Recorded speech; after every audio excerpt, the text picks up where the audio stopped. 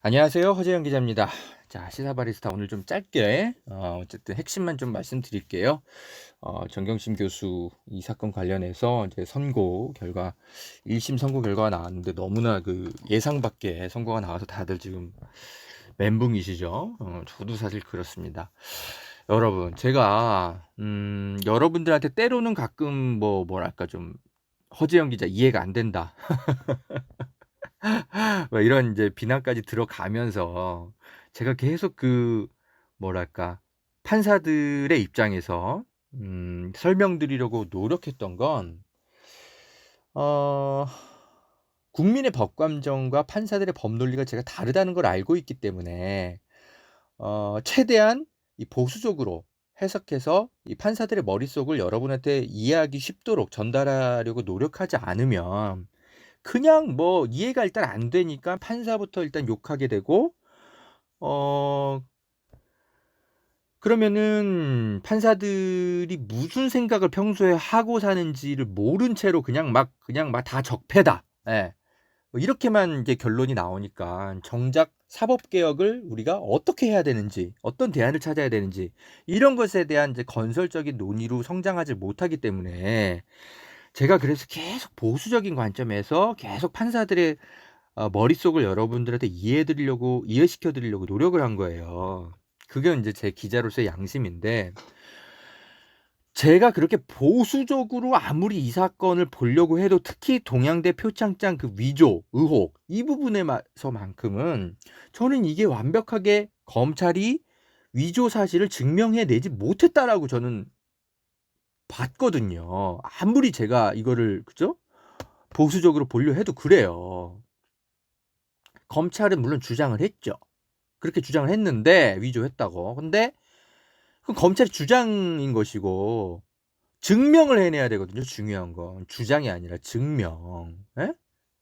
그러면 판사는 의심만 갖고 유죄로 단정해서는 안 되는 직업인 거거든요. 그럼 검찰이 얼마나 증명이 되는지를 가만히 봐야 되는데 아무리 봐도 검찰이 이걸 증명을 해내지 못했어요. 이건 제 판단이 아니라 팩트예요, 팩트. 공판 과정을 쭉 지켜봐온 거 아니에요, 우리가 다 같이. 응? 예를 들면 그거죠. 뭐 검찰이 그 표창장 시연 직접 해봤지만 제대로 안 됐던 거 아니에요. 예? 결정적으로. 그리고 그 표창장 위조가 이루어졌다라고 검찰이 이제 주장하는 그 PC, 응? 정확하게 그 PC 누가 사용했는지를 몰라요. 조교도 사용했고 정경심 교수도 사용했고 그게 왜냐하면 업무용 PC이기 때문에. 예? 그러니까는 그 표창장을 위조인지 제조인지 모르겠으나 그걸 정확하게 누가 했는지가 밝혀지질 않았어요. 그러면은 이걸 정경심 교수가 위조했다라고 어떻게 이걸 단정해서 몰아가요? 그러니까 검찰은 그렇게 몰아갔는데 판사까지 그러면 안 되는 거죠. 그래서 판결문에 늘 이게 완벽하게 이게 그 증명이 안 되면 늘 판사들은 이렇게 판결문을 쓴다고 제가 설명드렸잖아요. 합리적 의심을 배제하기 어려울 정도로 혐의가 입증되지 않았다면 무죄다. 그리고 형사소송법의 대원칙이 뭔가 좀 모호하거나 그럴 때는 피고인의 이익으로 선고하도록 되어 있어요. 근데 이거는 제가 볼 때는 여전히 이게 모호한 상태로 남아 있는데, 그러니까 정경심 교수가 이거를 위조했는지 안 했는지 좀 모호한 상태로 재판이 끝났어요. 그러면은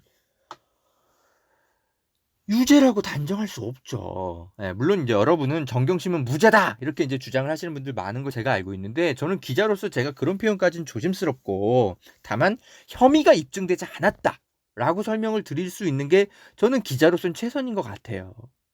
혐의가 입증되지 않았으면 어쨌든 함부로 유죄 선고를 해서 안 되는 게 맞거든요. 근데 이거는 혐의가 입증되지 않았는데 그냥 검찰 쪽 주장만 다 받아들여 가지고 유죄 선고를 했어요. 특히 동양대 표창장 건은. 전 이게 이해가 안 돼요.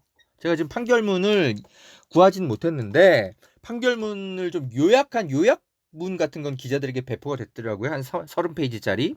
그건 제가 지금 읽었어요. 읽었는데 가만히 보니까 정경심 교수 쪽에 유리한 어떤 증언이나 진술들은 다 그냥 배제시켜 버렸어요. 그 배제한 이유가 안 써 있어. 근데 그건 제가 판결문을 직접 구해서 읽어봐야 되겠어요.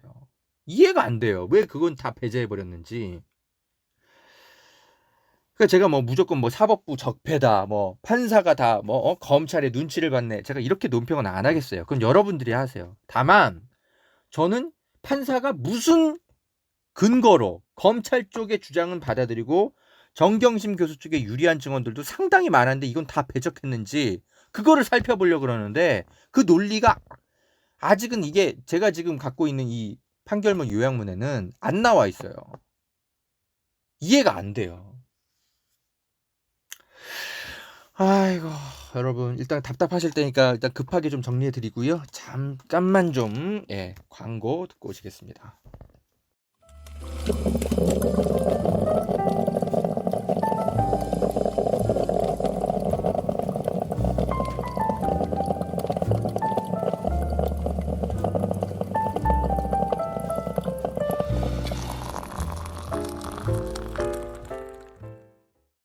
허재영 기자의 시사 바리스타 함께하고 계십니다. 여러분 제가 일단 좀 급하게 좀 분석한 대로 설명을 드릴게요.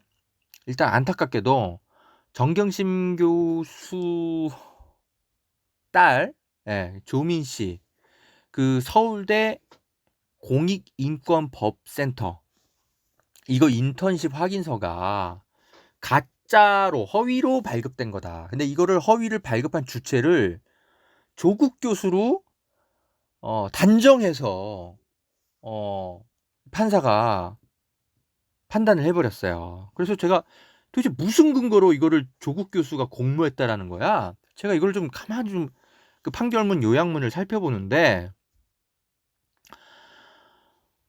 없어요. 딱히 증거가. 그러니까 뭐냐? 어쨌든 판사는 이렇게는 써놨거든요. 그러니까 그 장영표 단국대 교수 있잖아요. 그 사람이랑 조국 교수가 스펙 품앗이, 자기들 자녀 그 스펙 품앗이를 약속했다. 이렇게 판결문에는 그렇게 단정해서 써놨어요. 그러면은 스펙 품앗이를 약속했다라는 증거는 뭐야? 뭐 통화 기록이 나왔어, 이메일이 나왔어. 살펴보는데 이메일이 있긴 있어. 이 판사가 적시해 놓은 뭐냐? 장영표 교수랑 조민 그 딸, 조국 딸, 이 주고받은 이메일 이게 있어요. 여기서 조민이 인턴십 활동의 결과물로 저를 참여시켜준 논문을 의학전문대학원 지원서에 기록하는 것이 저에게 도움이 될까요? 라고 물어요. 근데 장영표 교수가 뭐라고 답을 하죠. 근데 이거는 그냥 조민이 장영표 교수한테 뭐 그냥 자문을 구하는 거지. 이거는 조국 교수와 장영표 교수와 주고받은 이메일이 아니잖아요. 에? 그리고 조국 교수의 PC에서 그러니까 서울대에서 이제 검찰이 이제 압수해간 그 PC가 있잖아요. 거기서 이제 뭐가 이제 발견이 됐나 봐요. 그러니까 그 서울대 그 인턴 증명서 장영표 교수 아들 것도 그렇고 조민 씨 인턴 증명서 이것도 조국 전 법무장관의 서울대 교수 연구실 컴퓨터에서 나왔다는 거예요. 이게 왜 여기서 나왔는지는 제가 잘 모르겠어요. 그런데 그렇다고 해서 이거를 조국 장관이 뭐 위조해가지고 인턴 증명서를 만들고 이런 증거로 볼 수 있을까? 아니 대신 발급된 거를 조국 교수가 전달해 주느라고 자기 컴퓨터에다가 보관해놨을 수도 있는 거잖아요. 그 위조의 흔적이 정확히 나와야지. 그게 아니고 그냥 장영표 교수가 친구니까 자기가 대신 그죠? 발급받아 놓고 그거를 갖다 준 걸 수도 있는 거잖아요. 이메일로 보내줬을 수도 있고 여러 가지로. 그 여러 가지 가능성이 있는 거예요. 조국 전 법무장관의 교수 연구실 컴퓨터에서 그럼 뭐 인턴 증명서 공익인권법에서 인턴 증명서가 나왔다는 이유로 그거를 조국 장관이 이 허위로 이거를 인턴 증명서를 발급받았다. 이렇게 바로 연결되나? 그럴 수도 있지만 아닐 수도 있는 거거든요. 근데 이걸 너무 이 판사는 단정해서 몰아간 것 같아요. 좀 그런 것들이 좀 이상해요. 네. 그러니까 조국 교수랑 장영표 교수랑 스펙 품앗이 약속했다. 이렇게 판사는 단정했는데 제가 볼 땐 그냥 의심될 수 있을 만한 정황은 있는데 증거로 보기엔 어려운데요. 그래서 제가 여러분 계속 설명드리잖아요. 이 정황 증거가 있고, 그죠? 정황 증거. 그리고 뭔가를 확정시킬 수 있는 물증 같은 건 다른 거다. 제가 그렇게 계속 설명드리잖아요. 물증이 없고 정황만 있다라는 이유로 그거를 물증처럼 몰아가면 안 되는 거예요. 판사들은. 예? 근데 이 판사는 정황 정도 있는 걸 가지고 증거처럼 받아들인 것 같아요. 물증처럼. 일단 서울대 공익인권법센터 이 인턴십 확인서를 뭐 허위로 조국 교수가 뭐 발급했다. 뭐 이런 식으로 지금 판결문이 나온 거에 대해서 일단 좀 제가 좀 이해가 안 돼서 여러분께 설명을 좀 드립니다. 그리고 조민 씨, 그죠? 조민 씨가 그 세미나, 서울대에서 있었던 인턴 세미나, 여기에 장영표 아들은 나는 조민을 봤는지 안 봤는지 기억이 잘 안 난다. 이렇게 증언하고 돌아갔거든요. 근데 조민은 난 갔다. 그리고 여기 사진도 있다. 이게 나다. 이렇게 해서 제시를 해요. 근데 이 판사는 그냥 장영표 아들 쪽의 이야기를 더 그냥 신빙성 있게 받아들이고 말았어요. 판결문에 그렇게 써 있어요. 그러면은 조민 씨의 주장은 탄핵하는 이유가 뭔지가 써 있어야 되는데 그 이유가 일단 안 써 있어요. 이건 제가 판결문을 좀 봐야 될 것 같아요. 이런 게 이해가 안 돼요. 아니 왜냐하면 이게 몇 년 전 얘기입니까? 이게 인턴이 2009년에 있었던 건데 10몇 년 전, 11년 전 일인데 장영표 아들이 기억이 안 날 수 있는 거잖아요. 에? 나는 조민 못 봤다. 이렇게 얘기한다고 해서 그게 조민이 안 간 게 말이 됩니까? 조민은 갔다 그러는데? 너무 옛날 얘기인 거잖아요. 장영표 아들이 잘못 기억하는 걸 수도 있는데. 그리고 그날 그 세미나 촬영 영상에는 장영표 그 아들조차도 등장하지 않아요. 예. 그래서 아무튼 이상해요. 왜 검찰 쪽의 얘기만 이렇게 손을 들어줬는지. 자, 그리고 문제 동양대 표창장. 이거 좀 봅시다. 이걸 왜 정경심 교수가 위조했다라고 이렇게 확정해서 판사는 판단을 하는 건지 제가 쭉 그 판결 요약문을 봤는데 일단 이거예요. 강사 휴게실 PC 있잖아요. 이제 거기서 어찌됐건 뭔가 이 표창장을 작업한 흔적이 나왔어요. 네?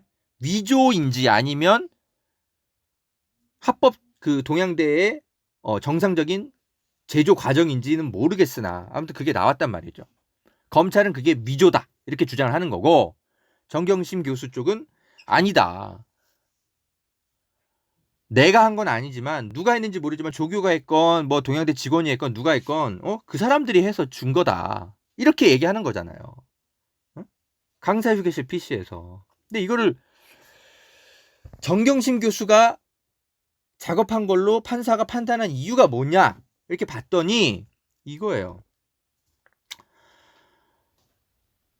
정경심 교수가 어떤 지인과 나눈 카카오톡 대화 캡처 파일이라든지 단국대 의과학연구소 인턴십 확인서 파일이라든지 카이스트 확인서 파일이라든지 이런 것들이 2013년 6월 16일 오후 2시부터 한 5시까지 사용 내역에 이렇게 들어가 있다라는 거예요. 이 강사 휴게실 PC에.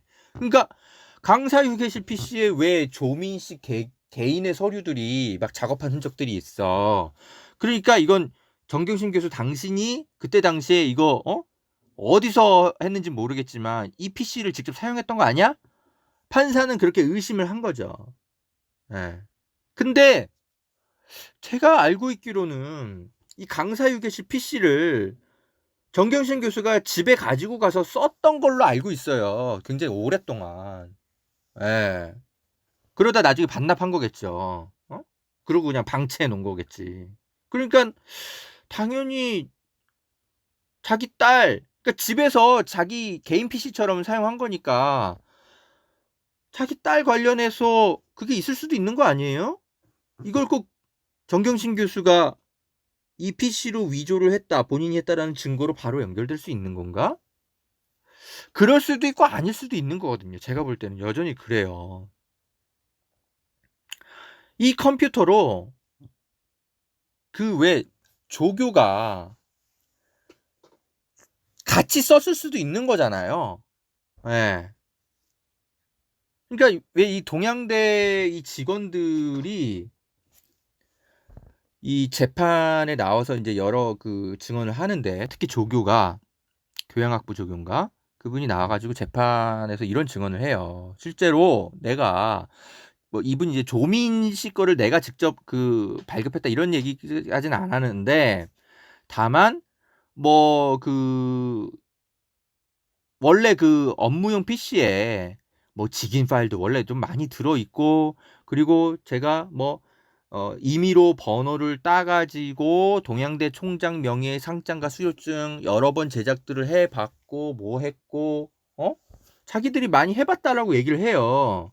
그리고 누구한테도 일련 번호를 임의로 조교가 막 부여해서 상장 만들면 안 된다 이런 주의를 받은 적도 없다고 하고 그리고 장경욱 그 동양대 교수 얘기로는 실제로 이게 막 다 뭐 최성해 총장의 결제 라인을 거치고 뭐하고 뭐 이렇게 해서 뭐 표창장 뭐 이런 것들이 나가는 게 아니라 좀 2012년 그 당시엔 좀 우후죽순이었다라는 거예요. 그 당시에 모르겠어요. 뭐 동양대 뭐 지방대고 뭐 이러니까 뭐 좀 약간 체계가 좀 그런 게 안 돼 있을 수도 있죠. 예? 하여튼 그래서 뭐 조민 씨의 그 동양대 표창장 정확하게 누가 만들었는지는 모르겠으나 실제로 업무용 PC로 조교들이 만들어줘서 발급했을 수도 있는 거예요. 학장이 이거 하라고 시키면 할 수도 있는 거지. 예. 근데 이 판사가 판결문 쓴 걸 보면은 마치 교양학부의 행정실, 예.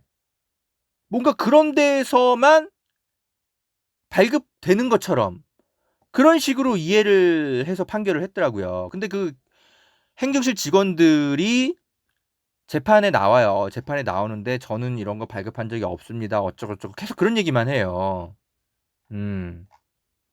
이런 상장 서식도 처음 본다 이런 얘기하고. 근데 그럴 수밖에 없, 없다고 또 주장하는 정경심 교수 쪽 그 유리한 증인들은 무슨 얘기를 하냐면 그 당시에 워낙 좀 우후죽순 그 각 학부별로 발급되는 것들이 많아가지고 그 직원들이 다 모를 수 있다. 예. 이런 얘기도 하거든요. 그러면은 판사는 중립적인 관점에서 양쪽의 증언이 지금 충돌하는 거 아니에요. 정경심 교수 쪽에 유리한 증언도 있고 그렇지 않은 증언도 있는데 예? 그러면은 정경심 교수 쪽에 유리한 증언들을 왜 탄핵을 하는지 그런 거를 써놔야 되는데 일단 그게 지금 확인이 안 돼요. 예, 없어요 일단. 그냥 검찰 쪽의 주장만 쭉 나열돼 있어요. 왜 이것만 취사 선택하는지가 좀 이해가 안 돼요. 예. 그리고 또 하나 판사는 왜 이 동양대 표창장이 그 왜 뭐 다른 그 왜 이제 상장들에는 뭐 주민등록 번호 같은 거, 예. 다른 상장에는 주민등록 번호 같은 것들이 기재가 안 돼 있는데 이 조미 씨가 받은 그 표창장에는 주민등록번호가 기재돼 있다라는 거예요. 왜 이렇게 달라? 그러니까 위조한 거 아니야?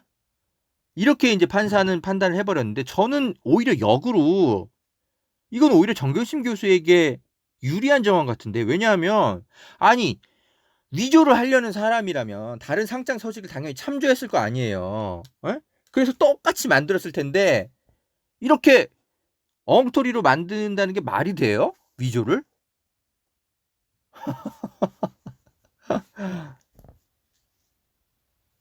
그리고 다른 이제 그죠? 조교 얘기들도 그렇고 뭐 장경욱 교수가 하는 얘기들도 들어보면 실제로 서식은 굉장히 다양했다라는 거니까 어떤 조교는 만들어줄 때 주민등록번호를 기재하기도 하고 또 어떤 조교는 주민등록번호를 기재 안 하는 서식을 갖고 활용해서 만들기도 하고 그랬다라는 거 아니에요. 어? 그러면은 천차만별인 거지. 어? 그리고 최성해 총장의 얘기를 굉장히 신뢰해서 이 판사는 받아들여요. 어? 최성해 총장이 일관되게 나는 그런 거 발급한 기억도 없고 뭐 그렇게 얘기를 하는데 아니 동양대에서 나간 표창장이나 봉사상인지 뭔지 이런 것들이 한두 개냐고. 그걸 어떻게 최성해 총장이 다 기억해. 근데 최성해 총장이 어떻게 그렇게 단언해서 얘기하죠? 나는 발급한 적 없다고? 그것도 이상하잖아요. 왜 최성해 총장 얘기를 단정해서 그렇게 받아들여?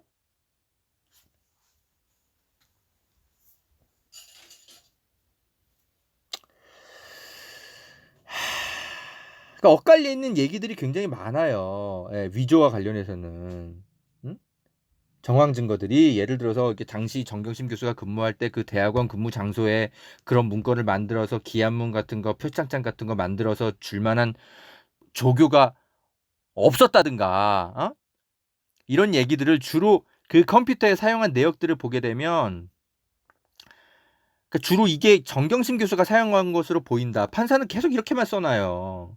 근데 정경심 교수가 컴퓨터를 잘 다루지 못하는 사람이었다고 조교가 나와서 직접 증언을 했거든요.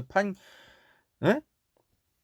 재판에 나와가지고 증인신문을 직접 해요. 거의 컴맹 수준이었다고. 근데 왜 이런 것들은 판사가 배척을 했는지 이유가 안 나와요.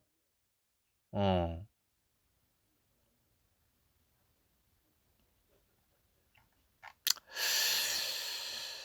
그리고 또 교수들 사이에서는 실제로 조민 씨를 봤다는 사람들 많잖아요. 그 봉사 어학 캠프 뭐 이런 거 할 때.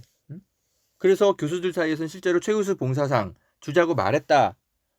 이런 교수들도 나와가지고 재판에 나와서 다 증언을 하잖아요. 근데 이 교수들이 이거 발급에 무슨 표창장 발급 권한이 있는 사람들은 아니니까 그냥 자기들끼리 그런 얘기를 했다라는 거 했다고는 하지만 내가 직접 하는 걸 본 건 아니다. 이렇게 이제 진술하고 가요, 교수들이. 그런데 어쨌든 조민 씨가 실제로 이걸 활동한 건 맞잖아요. 봉사 활동을 한 거는 증명되는 거잖아요. 그러면은 자연스럽게 표창장 받았을 수도 있겠구나. 이렇게 연결될 수도 있는 거 아니에요? 그 조민 씨에게 유리한 정황도 분명히 있다고요. 근데 왜 이런 건 하나 다 배척해 버렸는지 그 이유가 설명이 안 돼 있어요. 그러니까 뭐야? 왜 판사가 왜 작정하고 검찰 쪽 얘기만 들은 거지? 이상하네. 이런 의심이 들 수밖에 없는 거죠. 예. 일단 여기까지가 제가 오늘 분석한 거고요. 그 외에 이제 사모펀드 문제나 이런 것들은 제가 좀 시간이 없어서 아직 못 봤어요. 자, 여러분, 제가 기자의 양심을 갖고 이 판결문과 그리고 변호인 의견서, 증인신문들 좀 시간이 되는 대로 계속 좀 살펴볼게요. 이건 좀 아무래도 판사가 너무 검찰 쪽의 이야기만 이상할 정도로 수용한 건 아닌가 의심이 들어요. 예. 이해가 안 될 정도예요. 저는 다시 말씀드립니다만 판사가 무슨 적폐 판사이고 뭐 검찰이 눈치를 받고 이런 논평 안 할래요. 저는 그건 그냥 여러분들이 하세요. 그렇게 의심이 들면 여러분들은 그럴 권한은 있죠. 근데 저는 기자로서 그거보다는 판사의 판결 논리 이거를 좀 집중해서 좀 살펴보고 만약에 억지 논리를 들고 왔다거나 아니면 정경심 교수 쪽에 유리한 증언과 정황들을 배척한 이유가 제대로 안 써 있거나, 에? 그러면 저는 그걸 갖고 문제 삼겠습니다. 일단 현재로서는 판결문 요약문 이 30쪽 페이지 갖고는 잘 판단이 안 돼요. 뭔가 배척하는 이유를 써놨을 것 같긴 한데 진짜 판결문 한 300쪽짜리 된다 그러더라고요. 그걸 좀 읽어봐야 되겠어요. 만약에 이거 판결에 오류가 나오면 저가 나서서 이거는 이 판사에게 책임을 물을 생각이에요. 네. 물론 판사가 최대한 양심적으로 판결을 하려고 노력했다라고 일단 저는 믿고 싶네요. 예. 그걸 믿지 않으면 제가 너무 괴로울 것 같아요. 예, 우리 사법부 검찰 조직과는 확실히 다르거든요. 여러분들이 오해하고 있는 대중들이 오해하고 있는 지점도 분명히 있어요. 예, 검찰 조직과는 분명히 달라요. 그런데 이렇게 납득이 되지 않는 판결이, 그러니까 결과가 말고 과정과 논리가 납득이 되지 않게 이렇게 판결문을 써놓으면 당연히 사법부 불신은 생길 수밖에 없죠. 저는 그 논리와 근거를 좀 시간을 들여서 좀 살펴봐야 될 것 같아요. 일단 오늘은 여기까지입니다. 자, 허재영 기자 시사 바리스타, 늘 여러분의 후원과 관심으로 열심히 달려가고 있습니다. 좋은 소식도 좀 전해드릴 기회가 많았으면 좋겠는데 최근에는 좀 그렇지 않은 시간들이 너무 많은 것 같네요. 저도 속상하고 여러분도 참 힘드시죠? 아이고, 일단 우리가 앞으로 뭘 해야 될지는 좀 더 고민해 봅시다. 허재영 기자였습니다. 감사합니다.